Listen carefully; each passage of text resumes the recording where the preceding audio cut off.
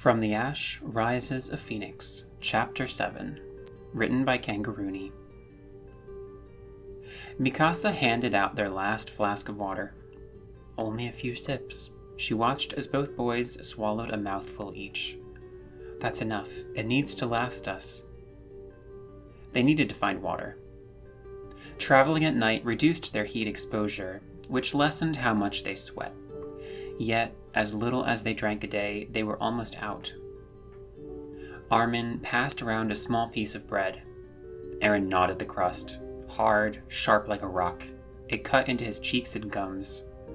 Dry as his mouth already was, the bread soaked any remaining spit up. Below, the Titans slowed to a twitch every few minutes. Eren quit trying to eat the damn thing, and shoved it into his tunic. He'd chew on it later in the ride. He rose to a crouch and dropped to execute the twitching beasts. He ducked away as soon as he could, escaping the burst of steam their deaths always caused. On the ground, he looked around and headed toward the horses. They looked weak. One, a bay, raised its head in a soft wicker, tail flicking at flies. He wondered if Sor was doing well. Who took his horse once they deemed him killed in action? He rubbed the bay's nose. Soft to the touch, the bay wrinkled its nose at him and opened its mouth to lip at his hand, searching for a treat. "What was your name?" he asked it, watching it give up and return to grazing. "Were you a little boy's friend? Or did you belong to someone passing through, an unfortunate sap who got eaten?" He scratched behind its ears. "If I called you a new name, would you answer it? Is there even a point, knowing we all may die of thirst?" The second question he asked himself, even as he continued petting the horse. Unlike the horses trained in the military, these weren't intended for long-term stamina. And, like Armin and Mikasa both, the horses were showing their exhaustion at the continuous travel. Eren felt surprisingly alright. He was by no means at his best, sleep-deprived and stressed from the tension. Yet, he didn't feel the same exhaustion as the other two.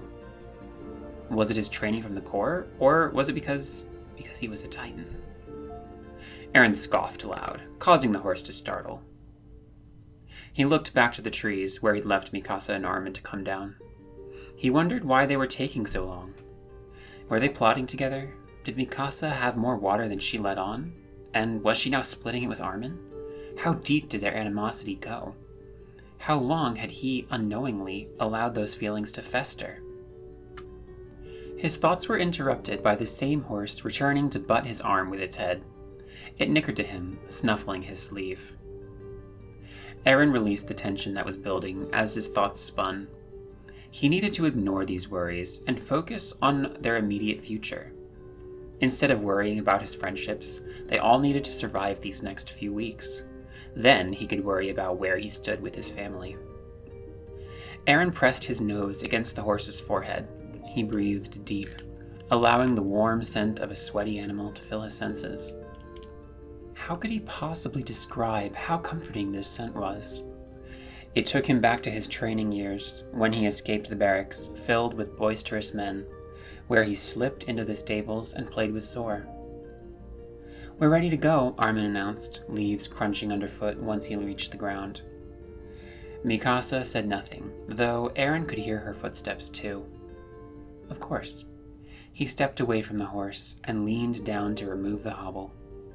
"I'll tighten their straps, and we can get moving." From the corner of his eye, Mikasa and Armin huddled together, watching him prepare the horses. They didn't whisper, only watched. Eren avoided rubbing his arms, unwilling to show discomfort in the face of their observance. "Stop looking at me." He checked the straps, tightening girths for their riding horses, securing the baggage for the pack horses. He wrinkled his nose at the saddle sores that were forming. If they didn't rub the horses down correctly, they developed bruising in all the worst places. He'd done his best to rub them dry when given the time, but sadly they'd been neglected. "Sorry," he murmured. Caring for one's mount was paramount for survival, and he'd failed them. "They're ready." He pulled himself into his saddle and waited for the other two to do the same. Same direction, He directed his question to Armin, their self-proclaimed cartographer. "No point turning around," Armin replied. "Yes." "Got it." Aaron nodded and clicked his tongue, urging his mount, the bay, to walk on. The night felt slow. Similar to every night since entering the forest, the scenery hardly changed. One tree after another, an occasional hoot of an owl, the scuttling of a ground creature along the forest floor, unseen.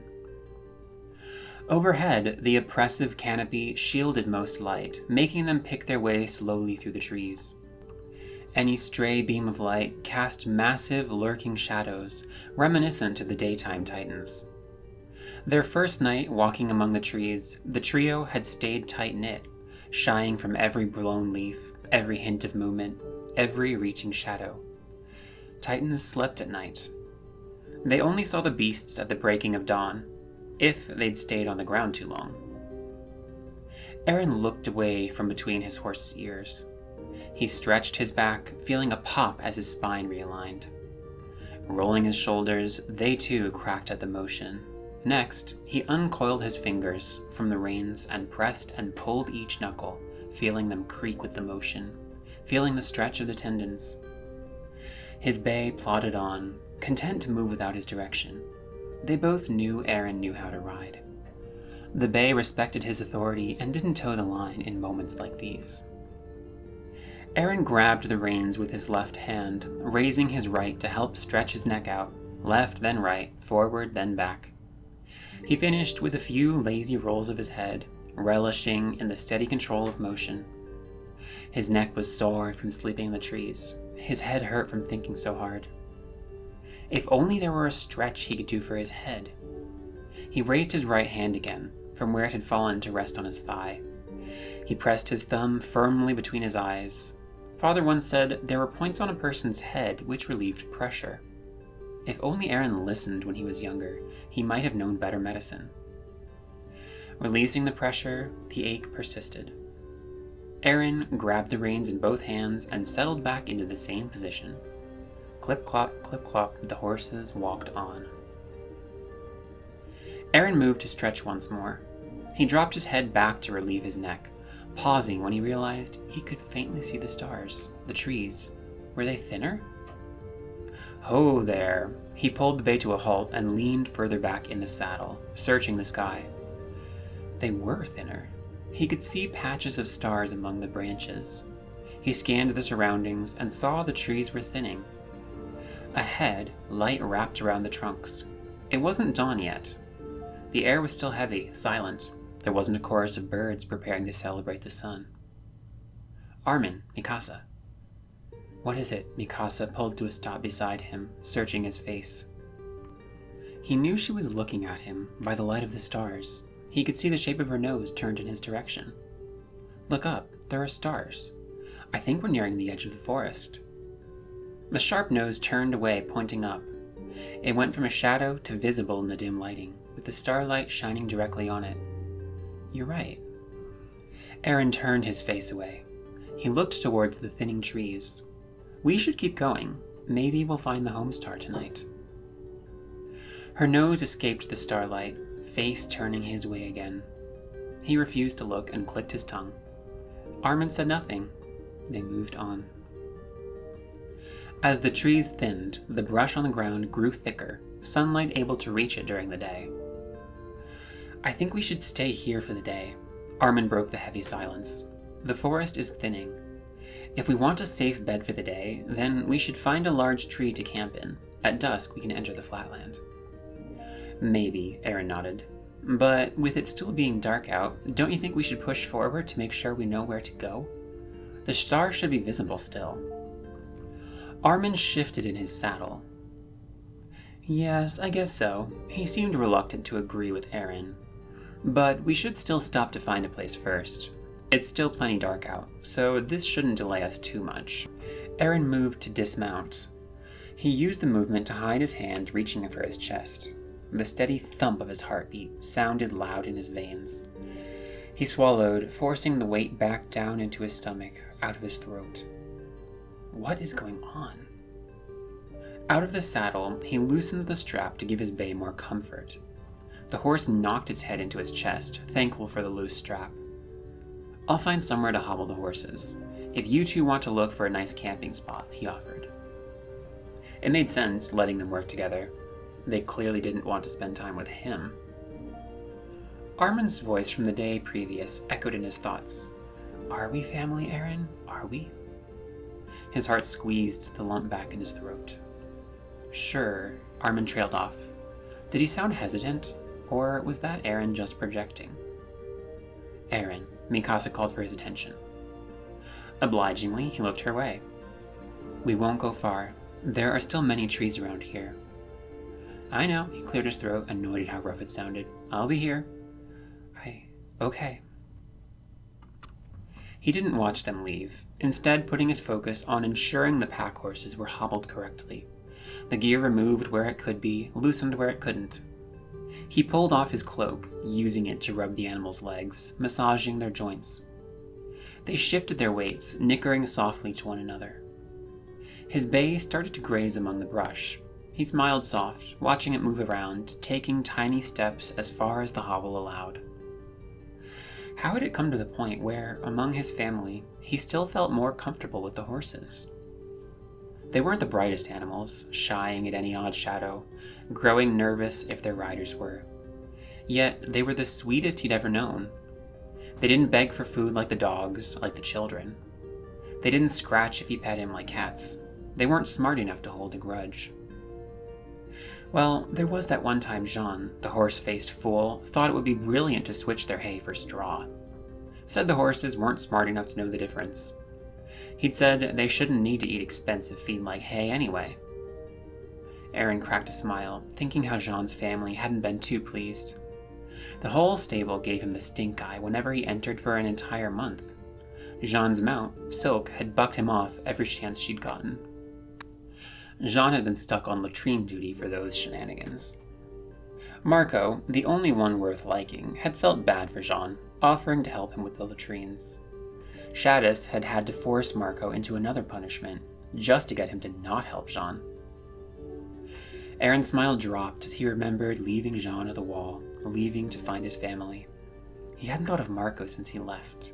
His last sight of Jean had been saving the poor boy's life. Wide eyes filled with terror, tears streaming down his face. Had Jean survived? Did Marco? Aaron sunk to a seat, eyes trained on the horses, but focused on Trost, on the training camp's inside wall rows. He was a deserter.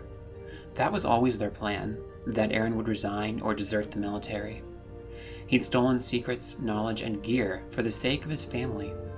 He stole for a family that didn't recognize him, who he didn't recognize. And while his family fled, he left behind the few he may have considered his friends. No, if he was their friend, he'd have stood by their sides and supported them. Here, he was far from them as he could be, lost outside wall rows, dead by Jean's understanding, if Jean himself lived. If they ever found that he planned to leave, discovered him alive and unwilling to rejoin the military, they'd wish him dead. No, Aaron was out here with his family. They are his family, whether they want to accept it or not. Aaron will fight for them, even if they won't fight for him. When Mikasa and Armin returned, Aaron ignored the pain in his heart from their silence. He will fight. What else can he do but live for them?